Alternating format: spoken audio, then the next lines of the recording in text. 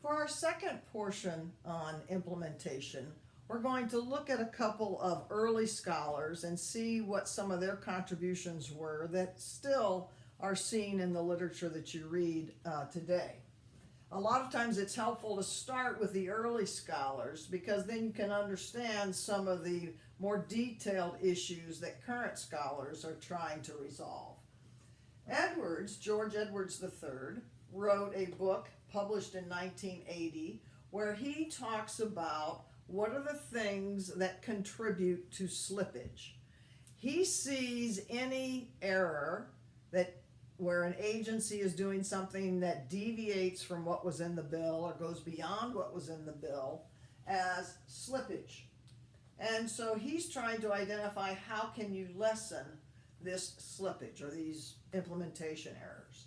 And he argues that the first thing is you need clear communication. The bill needs to be clear, shouldn't be contradictions, and agencies should be able to do the things they're being asked to do. The second variable he talks about are resources. And this is not just money, it's also the professionalism of your staff, their expertise, their ability to work with lots of other parts of government. You also have the issue of whether or not the agency is fundamentally supportive of the program. What is their disposition toward the program? And choosing an agency that's sympathetic to the program is certainly going to help in implementation of the bill. And the final element that he talks about is structure.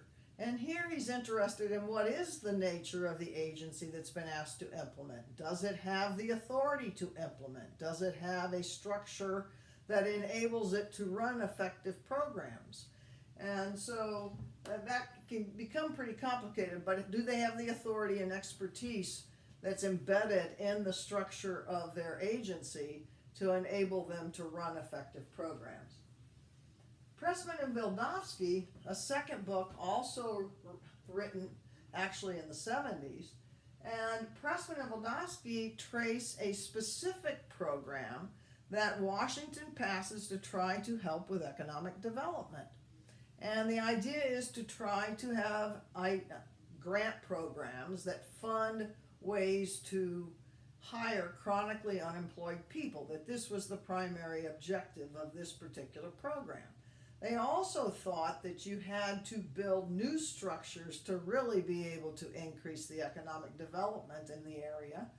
And so they end up with a number of projects that they support when they choose Oakland as their preferred city to do this in. They felt it had the best situation to carry out the bill. And in the end, of course, things are always more complicated than they seem.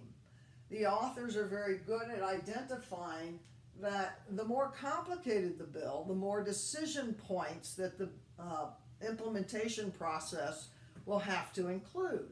The more places where you have these decisions that have to be made, often with a deadline, and often with multiple people having to sign off, he feels like the more of those that there are, the more problems you're likely to have. So Pressman, who's a student of Vildovsky, hypothesizes that the more decision points you have, the more problems you're going to have getting the program implemented. Clearances are the number of people you have to have sign off on each one of the decision points.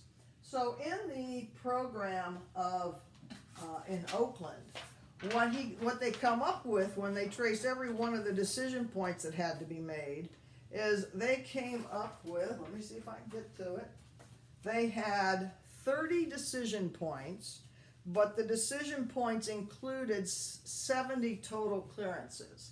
And so you had to get multiple people to sign off at each of these 30 clearances. And then I say, well, what if there was a 80% chance that at every one of these clearances the person would be supportive and sign off 80% of the time?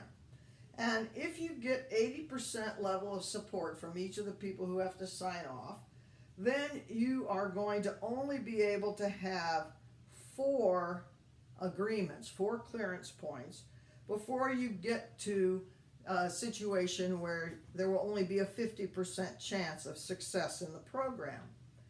If you move that up to an assumption that you'll have a 99% chance of a clearance, in that case, it only requires, or I should say, in that case, you can have 68 clearances required before you fall below a 50% chance of support.